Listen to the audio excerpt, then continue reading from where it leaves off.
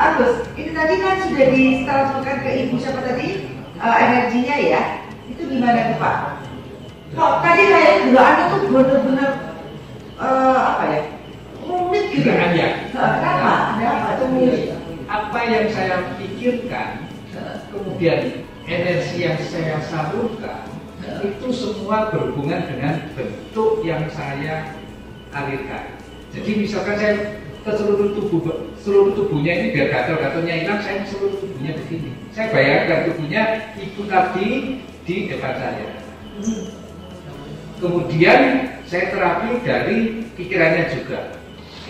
Nah, itu saya terapi, saya salurkan energi ini biar nancap di pikirannya, biar pikirannya yang membawa ke seluruh tubuhnya biar nggak gatal. Itu sudah. Energi itu langsung jalan sendiri. Makanya kalau pemirsa nanti di segmen biasanya untuk acara biologi ini segmen terakhir, begitu menjulurkan tangan ke depan begini, menerima energi, bayangkan energi yang dia terima itu masuk ke bagian yang dia keluhkan. Itu aja bisa. Jadi dokter sendiri ya, dokter spesialis menuju ke misalnya jantung nih, saya arahkan energi saya ke jantung, gitu ya. Atau lagi sakit mah, saya arahkan energi ini ke lambung saya yang sakit, gitu ya. Betul. Halo, selamat malam. Halo, dari TV malam. Ya. Dengan Pak Hidayat di malam. Ya. Apa yang dibutuhkan Pak? Keluhan tumor otak. Oke. Ya. Pak Hidayat. Otak. Ya. Baik. Baik. Monggo silakan Pak Agus langsung ya. Pak Hidayat, sekarang keluarnya kepalanya gimana, sakit?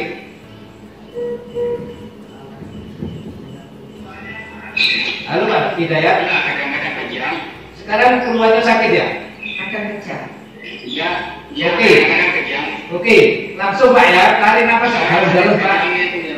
Oke, tarik nafas dalam-dalam dari hidung. Keluarkan dari mulut. Sudah Pak. Gimana Pak Dayat? Oh sudah dekat ya. Oke. Baik. Itu tadi di transfer energi apa yang dirasakan Pak Agus? Pak Agus? Ini energi saya keluarnya lebih kencang. Karena keluarnya dia energi beliau ini ya. Ya, jadi dia kekurangan energi sangat banyak. Jadi kalau dari tangan saya itu energinya dia menyerapnya energi dari saya itu gimana? Ya. Lapar sekali energi. Lapar energi ya. Lapar energi sebenarnya. Hadi, Pak Hadi. Ya. Oke, langsung Pak Agus. Ya, Hadi. Oke, langsung tarik nafas panjang-panjang dari hidung. Sudah Pak Hadi. Ya. Gimana? Ya. Gimana rasanya gimana Pak Hadi? Ya, nggak kedengaran Pak. Gimana? Suaranya. Ya, rasanya bagaimana Pak? Rasanya delay. Rasanya gimana Pak? Halo. Ya, rasanya gimana Pak? Ada perbaikan? Agak enteng aja. Agak enteng aja.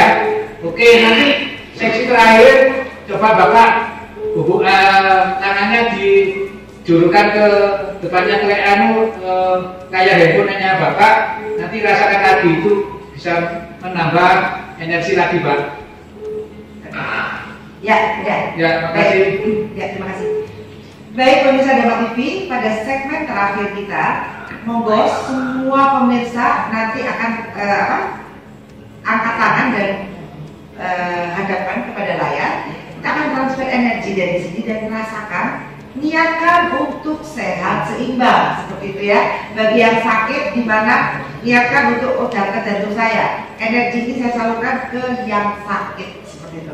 Baik, persiapkan diri dengan duduk rileks santai dan jangan kemana-mana karena kita akan kembali setelah yang satu ini.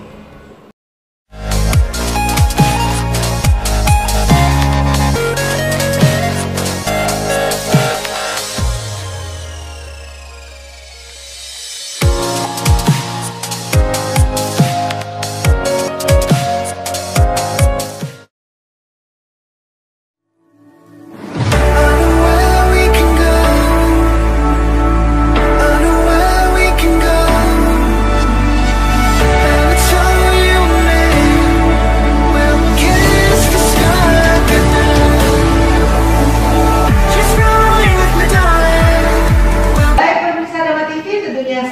bersama Biofitologi dan Dharma TV selalu damai di hati. Dua hal yang harus kita dapatkan yaitu sehat dan seimbang di dalam lahir dan batin kita. Ini adalah kekayaan. Semua pemirsa Dharma TV, monggo semua tadi ada banyak sekali yang ingin menelpon dan tidak bisa masuk karena harus bergiliran. Sekarang di depan layar televisi atau di depan layar HP, ada yang dari YouTube, dari Serpong, dari Tangerang, dari Jakarta, dari Surabaya, dari seluruh Indonesia. Monggo silakan hadapkan tangan pada layar, ya. Kemudian niatkan dengan santai rileks untuk menerima energi murni ini dan arahkan dengan pikiran menuju kemana yang sakit, ya. Atau kalau yang sehat-sehat aja boleh nggak Pak Gus? Oh boleh. Apa niatnya? Sehat seimbang. Segar. Oh segar, sehat seimbang ya. Bersama Biofitologi dan Dharma TV selalu damai di hati. Ya oke, baik. Sekarang dimulai, monggo Bante dipimpin. Terapi selesai.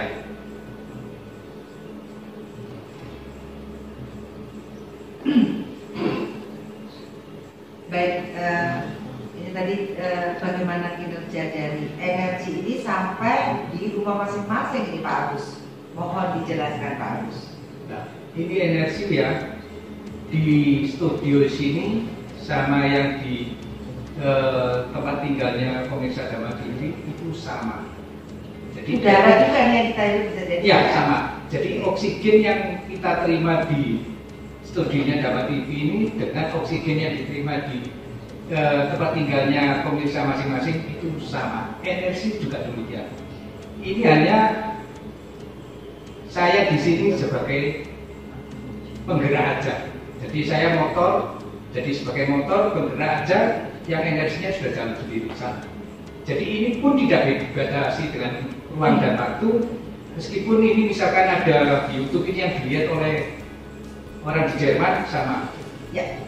Jadi cerdas sekali ya, udah dengan sendirinya dia kan ini kan. Sebenarnya semua orang bisa belajar nggak Pak? Ini harus sakti nggak nih Pak? Oh nah, semua orang bisa. Hanya harus umur di atas 17 tahun. Karena apa? Kalau di bawah 17 tahun itu mentalnya masih labil. Jadi nanti kalau sudah belajar ini merasa wah. Jadi energi ini adalah sesuatu yang ada di dalam diri kita dan alamiah begitu ya Bante, dan bisa dipelajari sebenarnya ya Bante. Ya sesungguhnya kita memang hidup selalu belajar. Belajar untuk menambah ilmu, belajar untuk memperkaya visi-visi kita yang jelas. Semua orang ingin sehat, semua orang juga ingin damai. Maka itu belajar tekniknya bagaimana yang bisa membuat kita tambah sehat dan tambah damai dengan pikiran kita. Itulah sebagai seni untuk menciptakan kebahagiaan bagi tiap-tiap individu masing-masing. Dengan pikiran tadi ya Bante, pelapornya adalah di dalam pikiran. Ya memang begitulah. Jadi kalau dilihat dari agama Buddha ini, Sang Buddha hanya mengatakan pikiran sebagai penggerak segala-segalanya. Suka, duka, tenang atau kacau, bingung atau stres, semua dari pikiran kita. Kalau sudah mampu membereskan pikiran ini hanya satu saja, yang negatif kita buang, yang negatif kita bangkit, yang positif kita bangkitkan, itu sudah selesai. Jadi tidak terlalu jelimet untuk percaya ini, percaya itu, tetapi gimana kita bisa menata pikiran kita dengan keberanian, buang yang negatif, bangkitkan yang positif, itu akan menjadi sarana yang bisa menyembuhkan juga. Iya, baik pemirsa, mungkin perlu untuk merenungkan ke dalam kenapa ya kok saya sakit selama ini. Apakah saya terlalu berpikir negatif, berniat negatif, berperilaku negatif? Itu yang harus dilihat di dalam laboratorium diri kita sendiri. Itu yang jauh lebih penting daripada kemudian nyalain tetangga. Jangan-jangan saya disantet di sana-sana, jangan-jangan. Nah itu negatif, itu akan membuat energi kacau, metabolisme kacau, akhirnya sakit. Bukan begitu Pak Agus? Betul sekali. Jadi itu pikiran yang negatif itu berakumulasi dalam pikiran dan otak di bawah sadar kita. Itu jadi membuat metabolisme tubuh kita kacau, sehingga metabolisme ini kacau, sehingga kita itu tidak bisa melakukan metabolisme yang normal, penyakit keluar semua. Ya, organ tubuh yang fisik yang kena ya Pak Agus akhirnya ya. Betul. Jatuhnya ke situ semua akhirnya. Ya, Pak, ada yang mengatakan begini loh. Ada yang begini. Saya nggak usah mintanya begitu sakit, begitu sembuh, sakit lah kalau orang Jawa bilang, langsung jalur sembuh. Padahal proses perjalanan menuju sakit itu juga ternyata lama ya Pak ya? Betul. Jadi sebetulnya kalau pemirsa itu yang punya pikiran seperti itu harus feedback kembali, pikir yang dulunya sakitnya berapa tahun, kemudian disembuhkan cuma 1 menit, nggak mungkin. Jangankan 1 menit, 1 jam pun tidak mungkin. Ya. Jadi perlu waktu. Itu pertama. Sabar. Dan lagi saya duduk di sini dengan Bante yang menyalurkan energi, bukan tukang menyembuhkan, bukan. Sekali lagi bukan. Cuma ada membantu menyalurkan energi ini supaya pemirsa Dhamma TV ini sehat semuanya, yang sakit menjadi sembuh, yang stres menjadi segar, tidak stres lagi, dan badannya terutama yang sehat dan segar. Ya. Itu yang nomor 1. Iya. Ada nomor 2 nggak Pak? Udah ada, nomor 1 semua. Nomor 1, sehat seimbang lahir dan batin. Maka dari itu Pak Agus saya membantu untuk menyalurkan energi. Anda sendiri yang harus mengolah, maka Bante di sini mengajarkan bagaimana cara berpikir yang benar. Mungkin Bante di 3 menit terakhir bisa Orang misal Dhamma TV yang berbahagia, marilah kita hidup di dunia ini mencari keseimbangan di segala bidang, terutama seimbang dalam hal makanan kita, seimbang dalam hal minuman kita, dan seimbang dalam cara berpikir kita. Ketika kita melakukan keseimbangan dengan tepat dan benar, itu sumber kebahagiaan kita, sumber kesehatan kita, dan sumber kedamaian yang akan kita peroleh. Maka demikian, untuk sementara ini marilah kita tekankan bahwa pikiran jangan diarahkan ke hal apapun yang bisa menimbulkan penderitaan pada kita, karena arah pikiran yang salah itulah sesungguhnya yang mengakibatkan penderitaan pada diri kita masing-masing. Sang Buddha mengatakan sati yang salah akan mengakibatkan penderitaan kita, tetapi sati atau arah pikiran yang benar yang bisa membebaskan kita dari semua permasalahan, membebaskan kita dari keterikatan, sehingga kita lebih damai, lebih tenang, lebih bahagia, itu akan menjadi sumber kebahagiaan kita bersama. Maka dengan demikian, tidak ada jalan yang lain selain kita merevolusi mental kita bersama. Bagaimana membiasakan energi positif ini kita bangkitkan setiap detiknya, setiap menitnya, sehingga jangan sampai kekuatan energi negatif itu masih tetap dominan, tetap aktif di dalam pikiran kita, sehingga kita mau mencari kesembuhan dengan cara apapun juga, tetapi sumber penyakit itu dari pikiran yang tetap negatif ini kita akan bawa kemanapun juga. Kita cari orang yang hebat semanapun juga, berobat ke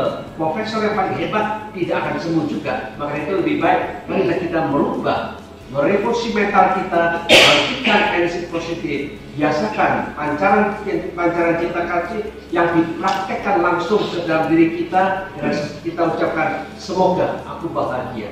Pancarkan bagaimana kebahagiaan itu muncul dan batin dan pikiran kita. Semoga aku bebas dari kebencian.